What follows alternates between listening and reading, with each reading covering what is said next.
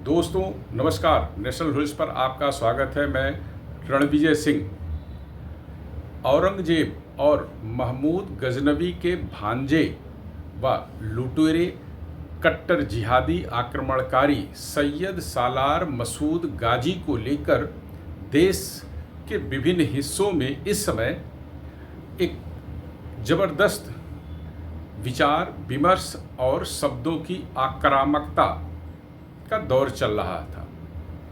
इसी बीच समाजवादी पार्टी के राज्यसभा सदस्य ने सदन के अंदर ऐसा एक बयान दे डाला जो भारत को, भारत के हितों को, हिंदुओं को कभी पच नहीं सकता। एक तो ये बीजेपी के लोगों का तकिया कलाम हो गया है सभापति महोदय कि मुसलमान इनमें बाबर का डीएनए है। उप सभापति महोदय मैं जानना चाहूंगा कि बाबर का डीएनए मुसलमान में है। हिंदुस्तान का मुसलमान तो बाबर को अपना आदर्श मानता नहीं है, वो तो मोहम्मद साहब को अपना आदर्श मानता है, सूफी संतों की परंपरा को अपना आदर्श मानता है। लेकिन सभापति महोदय मैं जानना चाहूंगा कि बाबर को लाया कौन?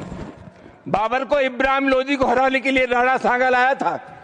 तो मुसलमान तो बाबर की औलाद हैं और तुम गद्दार राणा सांगा की औलाद हो, ये हिंदुस्तान में तय हो जाना चाहिए। अगर बाबर की तो आलोचना करते हैं, राणा सांगा की आलोचना नहीं करते। क्या आप इस बात को हजम कर सकते हैं? यदि राजपूत राजा नहीं होते, यदि मेवाड़ का राजपूत घराना नहीं होता, तो भारत की आज क्या दशा हुई होती, यह आप सपने में सोच भी नहीं सकते। ना समाजवादी पार्टी के यह सांसद सोच सकते हैं, ना समाजवादी पार्टी के वह मुखिया मुलायम सिंह यादव ने कभी सोचा होगा जिन्होंने अयोध्या में निहत्थे कारसेवकों पर गोलियां चलवाई थी। और रामजी लाल सुमन ने जो कहा, उस कहने के पीछे जो आशय है वह आशय वही है जो मुलायम सिंह यादव ने अयोध्या में दिखलाया था। वह औरंगजेब और सैयद सालार मसूद गाजी के विचारों को, उनके जिहादी पने को एक संरक्षण देना चाहते हैं, क्योंकि उससे उन्हें वोट का लाभ है। राणा सांगा के बारे में मुझे लगता है कि समाजवादी पार्टी के किसी भी नेता ने पढ़ा नहीं होगा। पढ़ा होता तो अखिलेश यादव ने अपने सांसद की बातों की तरफदारी नहीं की होती, समर्थन नहीं किया होता। दरअसल इतिहास में तमाम ऐसी बातें हैं जो सच को प्रदर्शित नहीं करती हैं। भारत में वामपंथी लेखकों ने भारतीय इतिहास को, राजपूताने के इतिहास को एक, और कह लीजिए जो हिंदू इतिहास है उसको इस कदर तोड़ मरोड़ कर प्रस्तुत किया, तथ्यों को छिपाया, तथ्यों के साथ घालमेल किया, जिससे सच क्या है यह लोगों को पता ही नहीं चल पाता। तो राणा सांगा ने बाबर को आमंत्रित किया या नहीं किया, क्या वह परिस्थितियां जन्मी थी या नहीं जन्मी थी? राणा सांगा ने इब्राहिम लोदी को युद्ध में पराजित किया था या नहीं किया था? बाबर को राणा सांगा ने पराजित किया था या नहीं किया था? यही बताने के लिए मैं यह वीडियो बना रहा हूं। और इस वीडियो में जो तथ्य हैं वह ऐतिहासिक सच है और इतिहासकारों ने इसे अपनी पुस्तकों में भी दर्ज किया है। राणा सांगा मेवाड़ के राजपूत घराने से हैं जिनका नाम राणा संग्राम सिंह है, लेकिन उन्हें राणा सांगा कहा जाता है। एक कहावत है कि राणा सांगा के 80 घाव लगे मरहम पट्टी आंखों पर, फिर भी वह कभी युद्ध से पीछे नहीं हटे। और इस बात की सत्यता भी इतिहासकारों ने, या कोई किसी कवि की कल्पना नहीं है कविता में, बल्कि इतिहासकारों की पुस्तकों में यह दर्ज है। राणा सांगा ने इब्राहिम लोदी, जो दिल्ली का उस समय सुल्तान हुआ करता था, उसको 2 बार युद्धों में पराजित किया। पहला जो युद्ध हुआ इब्राहिम लोदी के साथ राणा सागा का, वह 1517 ईस्वी में खतौली में हुआ। और इस युद्ध के पहले मालवा और गुजरात के जो शासक थे उन्हें राणा सागा बुरी तरह पराजित कर चुके थे। तो इसलिए मालवा और गुजरात के शासकों ने भी राणा सागा को पराजित करने के लिए इब्राहिम लोदी के साथ गठबंधन बनाया था, जो उसकी मदद के लिए पहुंचे थे। फिर और राणा सागा उस वक्त क्यों महत्वपूर्ण थे? क्योंकि मेवाड़ के इर्द गिर्द मुस्लिम शासकों का घेरा बना हुआ था। तो राणा सागा की बहादुरी, उनका साहस, युद्ध के प्रति उनकी क्षमता का कभी समाजवादी पार्टी के नेता आकलन ही नहीं कर सकते, क्योंकि उन्हें कभी हिंदू धर्म से, जो हिंदू राजा थे उनसे कभी प्रेम नहीं हो सकता, कभी उनके बारे में वह जानने की इच्छा भी नहीं रखते, क्योंकि उन्हें जो आक्रमणकारी मुस्लिम लुटेरे थे उनसे उनको प्रेम है। तो खतौली के युद्ध में राणा सागा ने इब्राहिम लोदी को बुरी तरह पराजित किया। बुरी तरह हारने के बाद इब्राहिम लोदी ने फिर राणा सागा के खिलाफ युद्ध की ठानी, और जो दूसरा युद्ध हुआ उस युद्ध में इब्राहिम लोदी अपनी सेना लेकर निकला, और बकरौल नामक एक जगह है जहां 1518 ईस्वी में इब्राहिम लोदी को फिर हार का सामना करना पड़ा। और इस बार ऐसी हार थी जिसे वह अपने जीवित रहते कभी भूल नहीं सका। एक और रोचक तथ्य यह है कि जो पहला युद्ध इब्राहिम लोदी के खिलाफ राणा सागा का हुआ, उसमें राणा सागा को अपने एक हाथ और तीर लगने की वजह से एक पैर को अस्थायी रूप से खोना पड़ गया था। एक आंख पहले से ही खराब हो चुकी थी, इसलिए एक आंख नहीं, एक हाथ नहीं, एक पैर नहीं, इसके बावजूद उनकी बहादुरी का, उनके जोश का, राष्ट्र के प्रति उनके सम्मान का, विधर्मियों के खिलाफ, विधर्मियों को भारत से भगाने के लिए जो उनके अंदर जोश था, जो उत्साह था, जो लालसा थी, उसकी कल्पना कभी की नहीं जा सकती। पूरे इतिहास को उठाइए, ऐसा कोई शासक, ऐसा कोई राजा मिलना बड़ा मुश्किल है जो शरीर के लगभग आधे हिस्से के काम न करने के बावजूद बहादुरी से लड़ा, और न सिर्फ लड़ा बल्कि विभिन्न युद्धों में जीत भी हासिल की। तो इन दो युद्धों में जब इब्राहिम लोदी को राणा सागा ने हरा दिया, तब ऐसी क्या कोई परिस्थिति बन सकती थी जिसमें इब्राहिम लोदी को हराने के लिए राणा सागा को बाबर को न्योता देना पड़ा हो कि आप आइए और इब्राहिम लोदी पर चढ़ाई कर दीजिए, क्योंकि इब्राहिम लोदी को तो राणा सागा खुद ही 2 युद्धों में हरा चुके थे। तो फिर क्या यह सच हो सकता है? दरअसल बाबर ने अपने बाबरनामा में इस बात का जिक्र करवाया कि राणा सागा ने उन्हें खत लिखकर भारत पर आक्रमण, इब्राहिम लोदी पर आक्रमण करने के लिए आमंत्रित किया। वामपंथी इतिहासकार इसी बात को लेकर यह लगातार विश्ववमन करते रहे अपनी पुस्तकों में कि राणा सागा ने ही वह गलती की थी जिसमें बाबर भारत पर आक्रमण करने के लिए आया, अन्यथा बाबर अफगानिस्तान में ही रहता, वह भारत नहीं आता।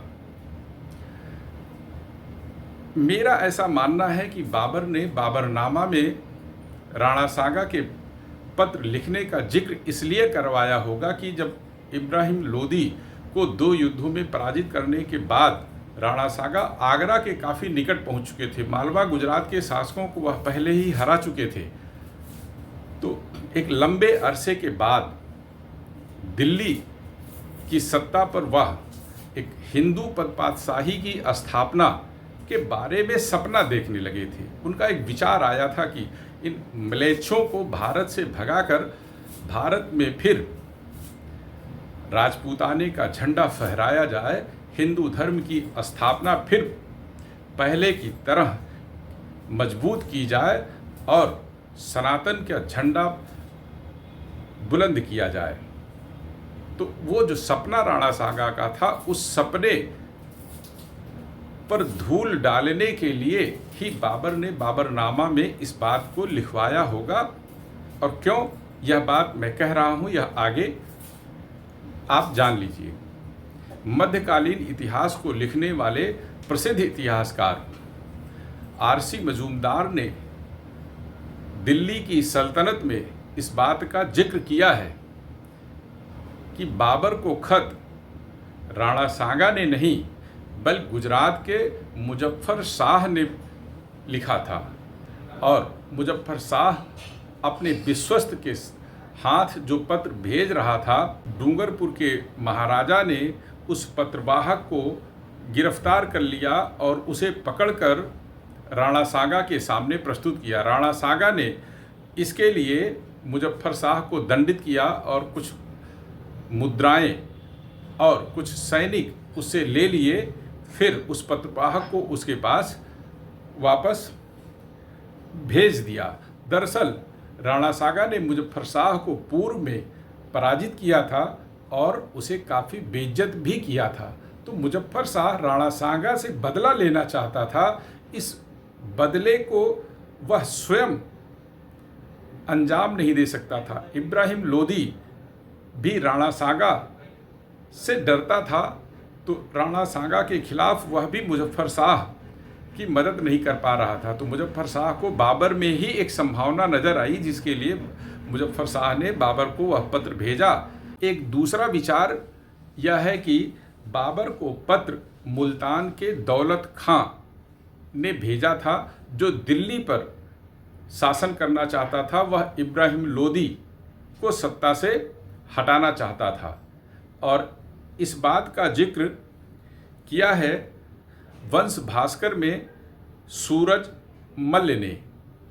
तो दो इतिहासकारों ने तो इस बात का जिक्र किया ही है कि राणा सांगा ने पत्र नहीं लिखा था, और अन्य कोई इतिहासकार ऐसे नहीं हैं जिन्होंने किसी अन्य का उदाहरण दिया हो कि राणा सांगा ने पत्र लिखा था।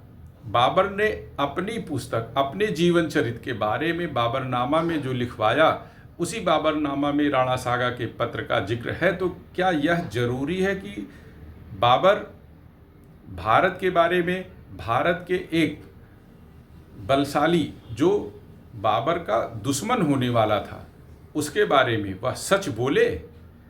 ऐसा कतई संभव नहीं लगता, क्योंकि एक दुश्मन को मानसिक तौर पर पराजित करने के लिए भी बाबर ने इस बात का षड्यंत्र अपनी पुस्तक के जरिए किया हो, जिसका जिक्र वामपंथी इतिहासकार करते हैं। और अब आइए जरा आगे चलते हैं, आगे भी जरा जान लीजिए। बाबर भारत आया, इब्राहिम लोदी को हराया पानीपत के प्रथम युद्ध में। हराने के बाद इब्राहिम लोदी की बाबर ने हत्या कर दी। इस हत्या के बाद उसका जो सामना हुआ, वह सामना हुआ राणा सांगा के साथ। राणा सांगा के साथ पहला जो युद्ध हुआ बाबर का, वह 21 फरवरी 1527 ईस्वी को बयाना का दुर्ग कब्जाने को लेकर हुआ। इस युद्ध में बाबर को बुरी तरह हार का सामना करना पड़ा। बाबर ने अपनी पुस्तक में लिखवाया है कि उसके एक भी ऐसा सेनापति, एक भी सैनिक ऐसा नहीं मिला जिसने कोई सकारात्मक बात की हो।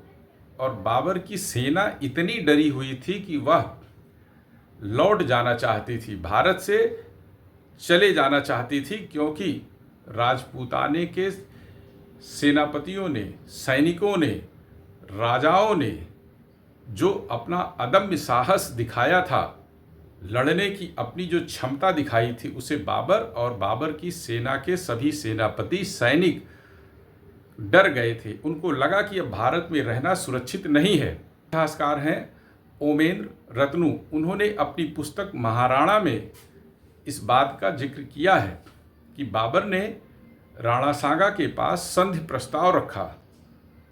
राणा सांगा ने संधि प्रस्ताव को स्वीकार तो नहीं किया, वह उसको तौल रहे थे। 1 महीने तक राणा सांगा बाबर को समझने में लगे रहे। तमाम इतिहासकारों का यह भी मानना है कि राणा सांगा ने यहाँ एक ऐतिहासिक भूल की जब उन्होंने बयाना के किले पर कब्जा करने का प्रयास कर रहे बाबर को बुरी तरह पराजित कर दिया और बाबर युद्ध मैदान छोड़कर भागा, तो राणा सांगा को उसे खदेड़ कर मार देना चाहिए था। यदि बाबर की हत्या राणा सांगा ने कर दी होती तो भारत का जो भू राजनैतिक इतिहास है, जो भू राजनैतिक व्यवस्था है, वह ऐसी नहीं होती जो आज दिख रही या जो मुगल काल में हुई। संभव है कि तब राणा सांगा दिल्ली की सत्ता पर आ गए होते और मुस्लिमों का इतिहास वहीं से खत्म हो जाता। यह गलती लगभग वैसी ही है जैसे पृथ्वीराज चौहान ने लगातार 16 युद्धों में हराने के बावजूद मोहम्मद गोरी को नहीं मारा और मात्र एक युद्ध में मोहम्मद गोरी ने पृथ्वीराज चौहान को हराया और उनकी हत्या कर दी। जो गलती पृथ्वीराज चौहान ने की थी, लगभग वैसी ही गलती राणा सांगा ने बाबर की हत्या न करके की। 1 महीने बाद फिर बाबर अपनी तैयारियों के साथ फिर लौटा और इस बार खानवा के मैदान में राणा सांगा और बाबर की सेनाओं में मुकाबला हुआ। कहा जाता है कि राणा सांगा की सेना में 2 लाख सैनिक थे, बाबर की सेना में 1 लाख सैनिक थे। लेकिन राजपूताने को इस बात का जरा भी अंदाज नहीं था कि बाबर की जो सेना है वह किस शैली में लड़ेगी। बयाना के युद्ध में बाबर उस शैली का इस्तेमाल नहीं कर सका था जो खानवा के युद्ध में करने की उसने तैयारी की। बाबर की सेना में तोपखाना भी था, बारूद थी, बंदूक थी, जिसका राजपूताने के सैनिकों ने या कह लीजिए हिंदू राजाओं ने कभी सामना नहीं किया था। तो जो भयंकर गोलाबारी बमबारी हुई बाबर की सेना की तरफ से, उससे वह सेना राणा सांगा की बिदक गई। जो हाथी थे वो अपने ही सैनिकों को रौंदते हुए पीछे भागने लगे।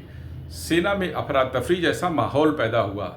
इसके बावजूद राणा सांगा डटे रहे। दरअसल हिंदू राजाओं, मुस्लिम राजाओं में युद्ध करने का एक फर्क और था। हिंदू राजा अपनी सेना का नेतृत्व करते हुए सबसे मोर्चे पर सबसे आगे रहते थे, इसलिए उनको आसानी से पहचाना जा सकता था। मुस्लिम शासक अपनी सेना को आगे रखते थे और स्वयं पीछे रहते थे। वह युद्ध का संचालन करते थे, स्वयं युद्ध कम लड़ते थे, संचालन ज़्यादा करते थे। हिंदू राजा संचालन कम, युद्ध ज़्यादा करते थे। तो यह भी एक इस खानवा के युद्ध में नई शैली का परिचय हुआ हिंदू राजाओं को, राणा सांगा को। और यह पहला ऐसा युद्ध था जिसमें राणा सांगा को घायल होकर के पीछे 2 कदम पीछे हटना पड़ा।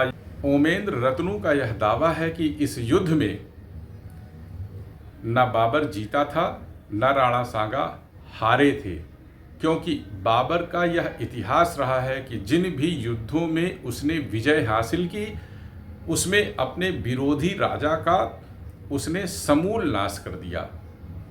लूटा खसोटा तो है, साथ में राजा की हत्या भी कर दी थी। जो भी शासक था उसकी हत्या युद्ध के बाद जरूर कर दी। लेकिन खानवा के युद्ध में राणा सांगा को बाबर मार नहीं सका था। खानवा के युद्ध के 1 साल बाद तक राणा सांगा जीवित थे। तो इससे एक बात यह तो साफ हो जाती है कि राणा सांगा ने बाबर को भारत पर हमले के लिए आमंत्रित नहीं किया, न ही खानवा के युद्ध में वह हारे थे, जैसा कि वामपंथी इतिहासकारों की पुस्तकों में पढ़ने को मिलता है। समाजवादी पार्टी के नेताओं को इतिहास की थोड़ी सी जानकारी जरूर रखें।